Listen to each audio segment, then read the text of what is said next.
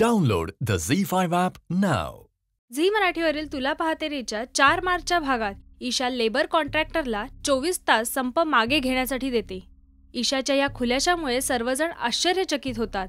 विक्रांत राजेशला योग्य तो निर्णय घ्यायला सांगून निघून जायला सांगतो, तर बाकी सर्वांना केबिनमध्ये बोलवतो आणि तुम्हा सर्वांच्या हे लक्षात कसं नाही आलं असा प्रश्न करतो.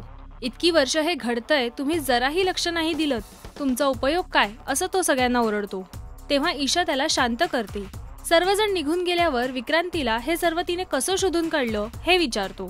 तेव्हा तिला ह्या प्रकरणाचा शोध फाईल्स मधून लागला असं ती सांगते. विक्रांतीचं तोंड भरून कौतुक करतो आणि तिला मिठीत घेतो. प्रत्यक्षात त्याच्या डोक्यात भलताच विचार सुरू असतो.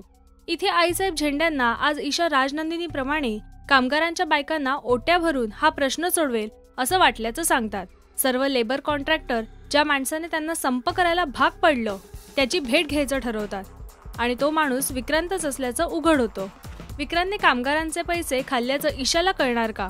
ईशा या संपूर्ण प्रकरणाचा कसा छडा लावणार हे पाहण्यासाठी बघत रहा तुला पाहते रे, सोमवार ते शनिवार रात्री 8:30 वाजता फक्त झी मराठीवर. आणि मराठी टेलिव्हिजनच्या ताज्या घडामोडी बघण्यासाठी सबस्क्राईब करा राष्ट्रीय मराठी शोबज.